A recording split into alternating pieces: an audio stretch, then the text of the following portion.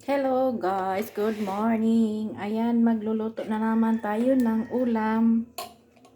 Ang lutuin nating ulam ay torta. Ayan, magpainit na ako ng kawali. Pwede na natin ilagay ang ating gulay na torta. Tortang talong, eggplant. Ayan, yummy, yummy. With kamatis and ano yan guys, kamatis and sibuyas. Sibuyas, kamatis. Yan, ganyan paglagay ng ano guys. Yan, yummy. Yummy yan guys. Pag walang iba. Pwede na yan. Tipid. Ulam tips. Torta. Na may sibuyas, kamatis. Yung kamatis ko guys, hindi pa siya masyadong, hindi pa talaga hinog. Hindi pa hinog ang kamatis. Hilaw pa siya, walang hinog. Wala pang hinog ang ating kamatis na tanim sa rooftop. Naubusan kasi 2 puno lang yung kamatis ko. Ay, kamatis ko talaga nangaangkin. Pero hindi naman talaga ako nagtatanim. Yung asawa ko guys ang nagtatanim ng kamatis. Yan, medyo green pa ang kamatis. Ayan lang ang ulam. Nakaraos lang. Ayan, rin natin. Nakaraos lang tayo guys. Nakaraos lang tayo sa araw-araw na ulam. Ayan, 4 na piraso lang yan na. 4 na piraso lang na eggplant. Ayan, isa. Ito yung sa 2. Tapos 2 nakasalang. Yan, dito natin lalagay yung luto na. Yan, isa-isa ko nang lagay guys. Ganyan.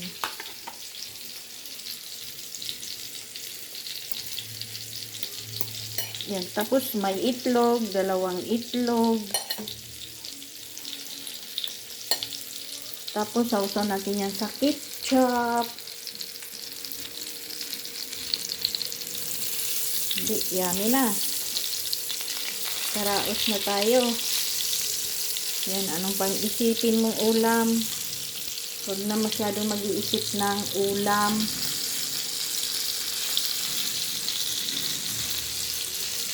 Huwag na problemahin. Maraming gulay na mura. Murang gulay, talbos lang. O kaya kangkong. Pwede na yung kangkong adobo na may tokwa. Masarap yun. Kangkong, adobong kangkong with tokwa. Diskarte lang ng nanay guys. Kanya-kanyang diskarte. Diskarte lang tayo para makatipid. Ayan, luto na yung isa guys. Lagay natin dito sa tingnan natin itong isa. Hindi pa masyadong luto.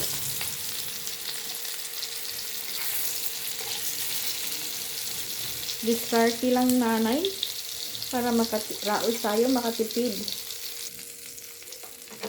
Yan, luto na yung 2. Ito na yung isa. Yan. Ganyan lang paglagay guys para mag-flat siya. Ganyan, ginaganyan ko lang siya isa-isa para mag-flat. Ganyan.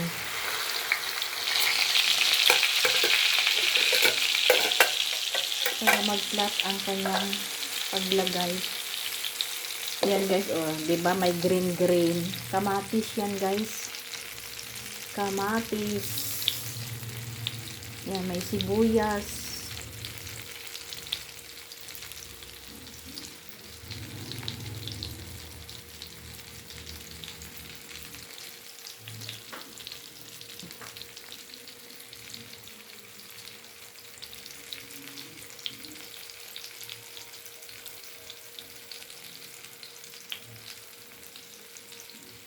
lakasan natin konti ang ating kalayo.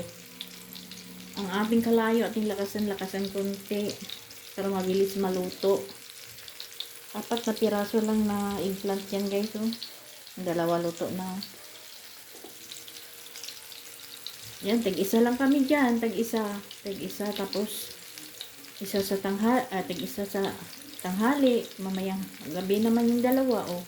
Karaos na. Diba? Hindi ko kaya ubusin yan ng isang kainan yung 2. Yung 2. Hindi ko kaya ubusin yung 2. Isang lang, eggplant lang sa akin. Tama na. Kaya tig-isa kami niyan, pwede na yan tanghalian at saka hapunan. Pwede na, karaos na 'di ba? O magkano lang yung eggplant, wala pang 50 bili ko diyan. Wala pang 50 kasi wala pang kalahating kilo to eh. Mga kulang-kulang to, wala pang kalahati talaga to kasi pag kalahati nasa yung kalahati nasa 6 o kaya 7 kalahating kilo ng balik rin natin, tingnan natin. Ay, hindi na kaya. Hindi kaya ng tinidor. Kaya magkuha tayo ng pangbaliktad. Ito. Huwag tayong hindi na magtitiis ng tinidor kasi mahirap. Yan, malaki kasi siya. Ayan. Nilakasan ko kasi yung apoy guys. Kaya siya, mabilis na luto. O diba? Ang laki kasi may na siya, may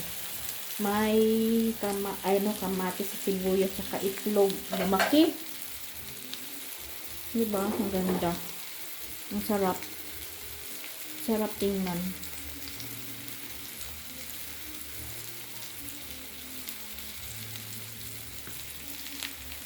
Malapit na maluto.